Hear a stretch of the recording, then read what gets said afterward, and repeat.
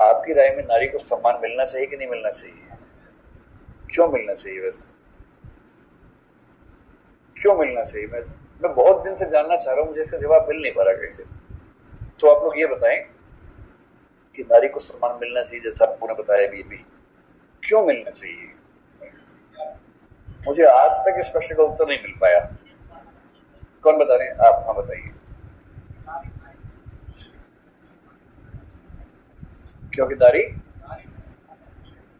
नारी नारी नहीं है, वो मनुष्य है, हमने उसको नारी बनाया है। नारी नारी नहीं है, मनुष्य है। नारी नारी होते हुए मनुष्य है। रटे हुए वाक्य मत बोला करो, अपना सोच समझ के बोला करो। नारी नारी नहीं है, मनुष्य है। अच्छा, पंखा पंखा नहीं है, उपकरण है। या पंखा पंखा होते हुए एक उपकरण है।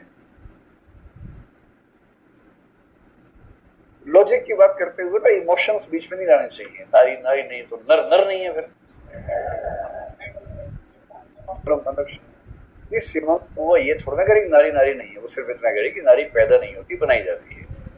और वो नारी का सेक्स के सेंस में नहीं, जेंडर के सेंस में करी। वो अंतर दोनों बातों भाई। हाँ, श्यामनाथ जी बताएंगे। हाँ हाँ,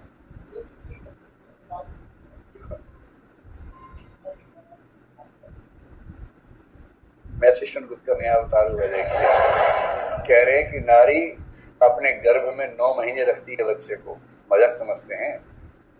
और अगर दम है, मतलब व्हाट्सएप में ऐसा बता रहे हैं, दम है तो एक ईंट अपने पेट से बांध के 2 दिन रह के देखो, तब समझ में आएगा।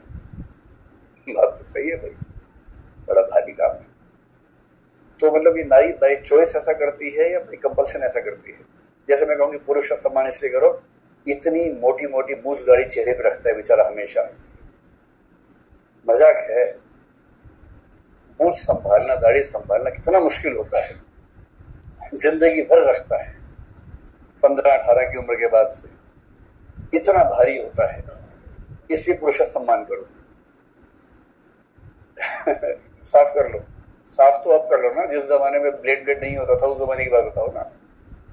मैं तो क्लीन शेव राम जी को देख के दबाव में आ जाता हूँ कि उसमें क्लीन शेव हुए कैसे होंगे भाई। उस जमाने में जब ये सब था ही नहीं, तो उस समय तो मुझे जो समझ में आता कि राम होंगे भी दाढ़ी वाले होंगे, बहुत स्मार्ट से दाढ़ी वाले व्यक्ति होंगे। लेकिन क्लीन शेव राम को देख के मुझे ये लगता है कि ये इतिहास के साथ कुछ घपला हो रहा है।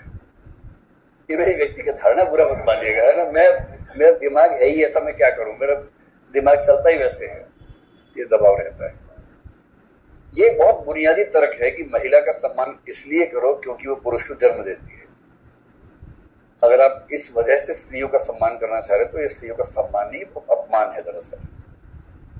क्योंकि एक बायोलॉजिकल सी बात है, बायोलॉजी ऐसी है कि उसको जन्म देना है, इसलिए सम्मान करो। इसका मतलब वो कुल मिला के एक शरीर है, और क्योंकि उसने अपने शरीर का दायित्व पूरा कर दिया इसलिए सम्मान कर दो उसको। ये क्या बात हुई? ये बहुत बेसिक आर्गुमेंट है। एक फिल्मी गीत भी बहुत पहले आया था, औरत ने जन्म दिया मर्दों को, मर्दों ने उसे बाजार दिया। ये बहुत ही सरलीकरण है, ब्लैंकेट सिंप्लीफिकेशन जो होता है ना, वैसा है। इसलिए औरत का सम्मान इसलिए कि वो जन्म देती है इसलिए नहीं होना चाहिए, क्योंकि पुरुष का सम्मान इसलिए कि वो दाढ़ी झेलता है नहीं होना चाहिए। ये बायोलॉजिकल बातें, सामान्य बातें। पर अब मैं इस बात का एकदम समर्थक नहीं हूं कि किसी महिला का सम्मान इसलिए हो कि वो महिला है, या किसी पुरुष का सम्मान इसलिए हो कि वो पुरुष है। सम्मान व्यक्ति का होना चाहिए, चाहे पुरुष हो चाहे महिला हो। हाँ, बराबर का मतलब वर्गों में बराबर नहीं। जिस भी व्यक्ति ने कुछ अच्छा किया, चाहे पुरुष हो चाहे महिला हो, उसका सम्मान हो जाए। सम्मान बायोलॉजिकल वजहों से क्यों? फिर तो ये भी है कि पुरुष में जो लंबा है उसका सम्मान ज्यादा करो, लंबा है, ज्यादा वजन झेलता है। तो जैसे सुमो पहलवान है, कितना वजन झेलता होगा, पेट, कई ईंटें बंधी हैं उसके पेट से। तो